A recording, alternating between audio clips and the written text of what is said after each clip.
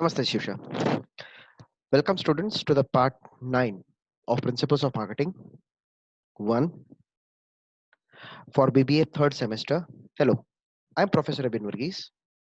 Now, for part 9, the topic that I want to first cover is a query had come after completion of part 8 that there was some lack of description in these points.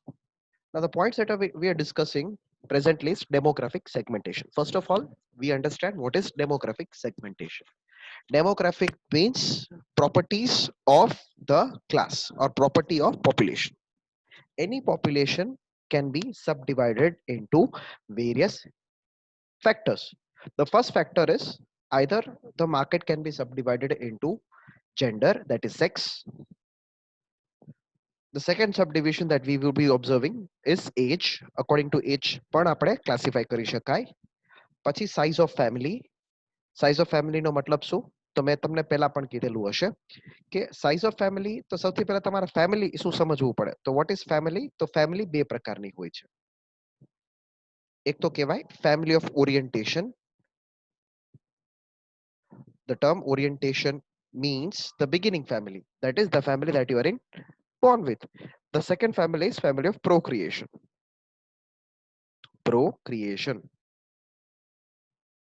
right? So there are two types of family. One is family of orientation, the second is family of procreation. It means after marriage. So size of family also matters. જેમ કે મારા mother father પહેલા જ્યારે એકલા રહેતા ત્યારે નાનું ફ્રીજની જરૂર પડે, નાના કુકરની જરૂર પડે, ઓછા વાસણની જરૂર પડે, ઓછો મસાલો, ઓછા ઘઉં, આ બધી વસ્તુ ઓછી જરૂર પડે છે. બટ જેમ જેમ ફેમિલી વધતી જાય છે એવી રીતે રિક્વાયરમેન્ટ શું થાય, ફૂડની રિક્વાયરમેન્ટ, ન્યુટ્રિશનલ રિક્વાયરમેન્ટ, જે ટાઈપ ઓફ પ્રોડક્ટ કે સર્વિસીસ બાકી બધા યુઝ કરતા હોય એ વધી જાય છે. સિમિલરલી ઇન્કમ, જો જેવા પ્રકારની ઇન્કમ હોય એ પ્રકારની લાઈફસ્ટાઈલ આપણે એડજસ્ટ કરીને બેઠા હોય છે. ફોર એક્ઝામ્પલ, ઓછી ઇન્કમ હોય, if there is less income, it means less equipments or less investment prospects would be present. If there is more income, more prospects would be present. For example, luxurious lifestyle જ્યારે પણ કોઈ customer લેતો હોય, જેમ કે air conditioners રાખવા, cars purchase કરવા, frequency international travels તથા ટુરિઝમની રાખવું, આ બધી વસ્તુ ઇન્કમ ઉપર ડિપેન્ડન્ટ છે. Now, the term or the thing that was in question for the part 8 was I was asked to explain this family life cycle. Now, what do you mean by family life cycle? Family life cycle starts with an individual, કોઈ પણ એક વ્યક્તિ. So it starts with an individual being born, right? Our individual, if it is born, the first thing that one must learn is the stages that is covers. First stage he cover is from independence from his parents. Independence मतलब घर छोड़ीने જ્યારે નવી જગ્યાએ જાય, પોતાની જાતે નવું ઘર એસ્ટાબ્લિશ કરે, બધી વસ્તુ ખરીદે છે, બરોબર? હવે ઈ ઇન્ડિપેન્ડન્સ નોર્મલી શું રિઝલ્ટ કરે? It continuous into marriage. What is marriage? તો બે વ્યક્તિઓ જ્યારે ભેગા મળીને એક નવો જ યુનિટ સ્ટાર્ટ કરે, that is called as marriage. એના પછી આપણે ચાઇલ્ડ રિયરિંગ આવે છે, મતલબ બે વ્યક્તિ ભેગા મળીને એક ચાઇલ્ડને બર્થ આપે છે, ધેટ ઇઝ ચાઇલ્ડ રિયરિંગ. તો ચાઇલ્ડ રિયરિંગ ની અંદર પણ શું થાય? ક્લાસિફિકેશન બદલાય, ટ્રાવેલિંગ ન કરી શકાય, રિસ્ટ્રિક્શન્સ આવે છે, પ્રોટેક્શન્સ રાખવા પડે, બધી વસ્તુ ધ્યાનમાં રાખવું પડે. એ ચાઇલ્ડ રિયરિંગ પછી શું થાય છે? એ ચાઇલ્ડ મોટું થાય, that is child gross up. Child grow up પછી શું થાય છે? એ પોતે ઘર છોડીને જતો રહે છે. જ્યારે ચાઇલ્ડ ઘર છોડીને જતો રહે તો એ વર્ષોને આપણે નામ આપીએ છીએ empty nest years. Empty nest years નો મતલબ શું? You are free to take your own decision, you are free to cook your own food. There is no requirement of making something avail to the child. પછી retirement. Retirement એટલે શું? After retirement જ્યારે time પસાર થતો હોય ત્યારે. Retirement પછી પણ જ્યારે લેટર લાઈફ એટલે શું? ખાસ કરીને આપણામાં તો નથી ચાલતું, બટ ઓલ્ડ એજ હોમ્સ ની જે પ્રથા, ફોર એક્ઝામ્પલ જે પણ વેસ્ટર્ન કન્ટ્રીઝ ની અંદર લોકો શું કરે? વેસ્ટર્ન કન્ટ્રીઝ ની અંદર લોકો સૌથી પહેલા અમુક રકમ બાકી રાખે. જેમ એમને લાગી જાય કે ના they are going to die single, so directly invested in old age home. અને એ ઓલ્ડ એજ હોમ વાળા એમની નેસેસરી જે મેડિસિન્સ કહેવાય છે, લાઈફ જે પણ લાઈફસ્ટાઈલ કહેવાય છે, આ બધી વસ્તુ ડેથ સુધી એમની કેર લે છે. So this is the point about family life cycle, right? Okay. Occupation, વ્યવસાય, મેં તમને આ પણ સમજાવ્યું હશે. That professions may be further divided into doctors, chartered accountants, lawyers, religion, Hindu, Muslim, Christian, subcaste, જે અલગ અલગ પ્રકારના ધર્મ કે કાસ્ટ જે કોઈ પણ રિલિજન ની અંદર બનતા હોય, એજ્યુકેશન, માસ્ટર્સ, ગ્રેજ્યુએશન, 10th ઘણીવાર એના બેસિસ ઉપરથી પણ આપણને આઈડિયા આવી જતો હોય કે કેવા પ્રકારની પ્રોડક્ટ પરચેસ કરે છે. For example doctors, chartered accountants વધુ પડતી હેલ્થ ઇન્સ્યોરન્સમાં માને, વધુ પડતી પ્રોટેક્શન્સમાં માને, બધી વસ્તુ સાવચેતી રહે છે. રિલિજન, ધર્મ પ્રમાણે પણ એક વસ્તુ જોવા ઓબ્ઝર્વ થાય છે કે ગુડ્સ નો પરચેસ વેરી થઈ શકે છે. એજ્યુકેશનમાં તે ફોર એક્ઝામ્પલ 10th પાસ હોય તો એ પ્રકારનું એમનું વલણ વર્તન હોય, 12th પાસ હોય તો એ પ્રકારનું વલણ વર્તન, એ પ્રકારની ખરીદી હોય છે, એ પ્રકારનું વિઝન કે નોલેજ હોય છે, અને એ પ્રકારની સ્ટ્રેટેજીસ એ રાખતા હોય છે. Fine. So I think this much would be sufficient explanation. If it is required, you can directly contact me for further explanation. Now, the thing that I wanted to start was this. That is unit number 3. So તમને ખબર હશે, we have started with unit number 3. Now, what is unit number 3? So unit number 3 નો મતલબ થાય consumer behavior. Consumer behavior એટલે શું? તો consumer is the final user of the product. અને behavior એટલે શું? Behavior ને આપણે ત્રણ રીતે ક્લાસિફાય કરી શકાય: before purchasing, at the time of purchasing, and after purchasing. જે વર્તન દેખાડે before purchasing, at the time of purchasing, and after purchasing.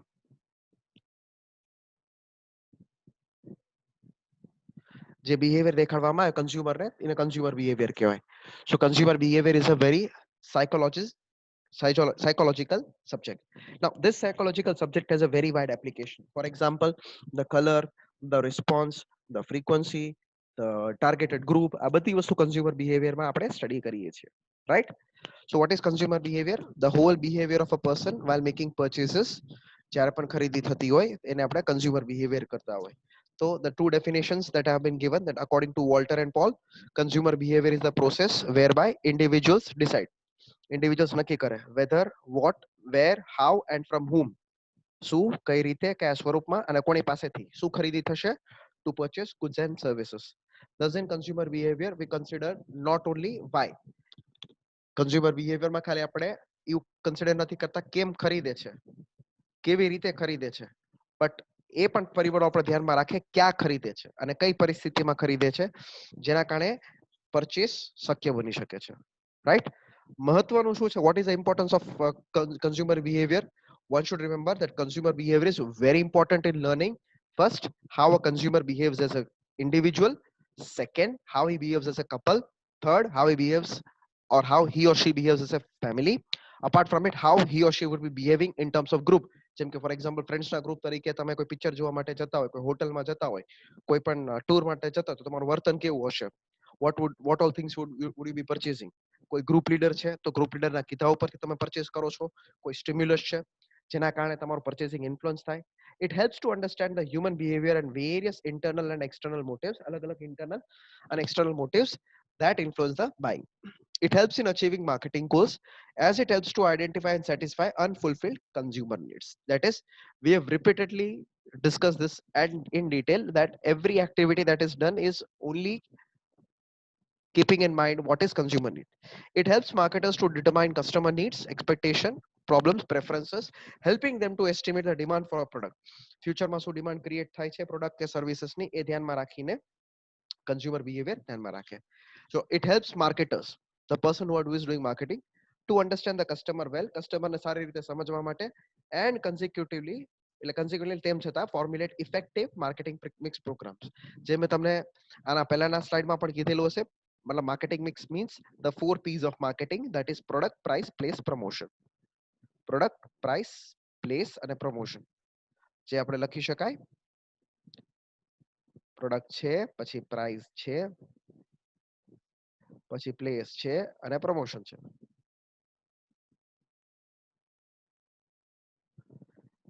Right? It also helps the advertisers to understand the reaction to different advertising appeals. અલગ અલગ પ્રકારના advertising અપીલ્સ જે થતા હોય, મતલબ જેમ કે અપીલ્સ હું તમને કહું છું તો એવરી એડવર્ટાઇઝિંગ હેઝ સમ અટ્રેક્ટિવનેસ. તો અપીલ્સને હું કેવી રીતે ક્લાસિફાય કરી શકું, આ હું ભૂસી નાખું છું. અને અપીલ્સ નોર્મલી હોઈ શકે છે ઇન્ફોર્મેટિવ. ઇન્ફોર્મેટિવ મતલબ કંઈક માહિતી આપેલી, આવું થઈ શકે એમ ને.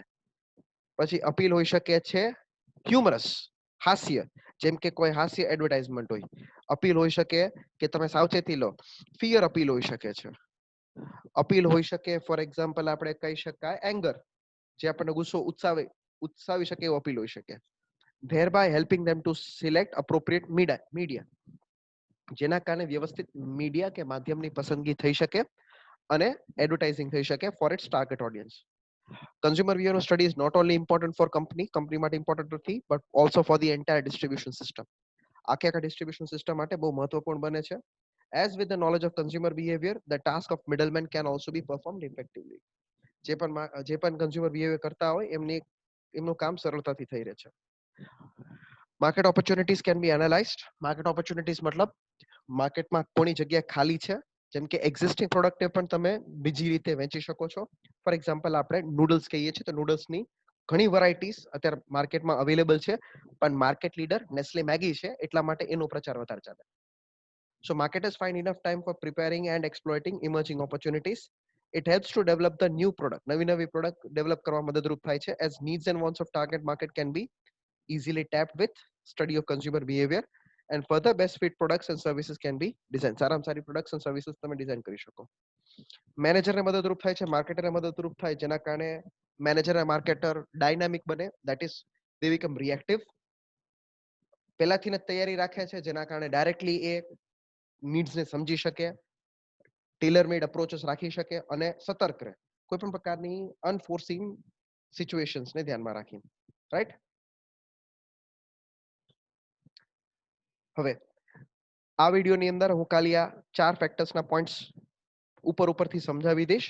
ડિસ્ક્રિપ્શન આપણે next part that is 10th part of the વિડીયોમાં આપણે સમજશું. કન્ઝ્યુમર બિહેવિયરને કયા કયા પરિબળો અસર કરે છે. What are the factors affecting consumer behaviour? મનોવૈજ્ઞાનિક factors, that are psychological factors. મૂળભૂત જરૂરિયાત કઈ છે, પોતાના મનની અંદર પોતે છાપ કઈ છે, what is the image, what how do we see oneself. શીખવાની કે લર્નિંગ ની ટેન્ડન્સી શું છે, વોટ ઇઝ ધી એટીટ્યુડ, વલણ વર્તન શું છે, પર્સનાલિટી ટ્રેટ્સ મતલબ વ્યક્તિત્વ કેવું છે. ઇકોનોમિક ફેક્ટર્સ મતલબ વ્યક્તિગત આવક કેવી છે, ફેમિલીની આવક કેવી છે, ઇન્કમ એક્સપેક્ટેશન મતલબ ઇન્કમની એક્સપેક્ટેશન શું છે, ડિસ્ક્રિશનરી ઇન્કમ મતલબ અલગ અલગ સોર્સથી જે નવી ઇન્કમ મળતી હોય એ કેવી, what are the consumer credit facilities that would be given. Sociological factors, that is family, જે મેં તમને આગળ આપણે સમજાવવાનું છે કે ફેમિલી ક્યાંથી બિલોંગ કરો છો, સોશિયલ ક્લાસ સામાજિક માળખું, કલ્ચર કેવું છે, રેફરન્સ ગ્રુપ કેવું, ઓપિનિયન લીડર્સ કેવા. કલ્ચરલ ફેક્ટર્સમાં આપણે 3 ફેક્ટર્સને અસર કરી શકાય, તે છે કલ્ચરલ ફેક્ટર્સ, સબ કલ્ચર અને કલ્ચર ઓફ સોશિયલ ક્લાસીસ. હવે આમાં વિડીયોમાં હું સમજું છું કે કલ્ચરલ ફેક્ટર્સમાં તે કલ્ચરલ એટલે શું, સંસ્કૃતિ કહેવાય છે, that is a set of beliefs associated with a particular region. એમાં તે પેટા જે પડતા હોય સબ કલ્ચર કહેવાય, કલ્ચર ઓફ સોશિયલ ક્લાસીસ કહેવાય. આ બધા ફેક્ટર્સ મારે ડિસ્ક્રિપ્શનમાં નેક્સ્ટ પાર્ટમાંથી કન્ટિન્યુ કરવાનું છે. So I hope this much portion would be sufficient for all of you. I expect everyone to repeat and revise whatever has been given to you. So that's all for this part. Thank you very much.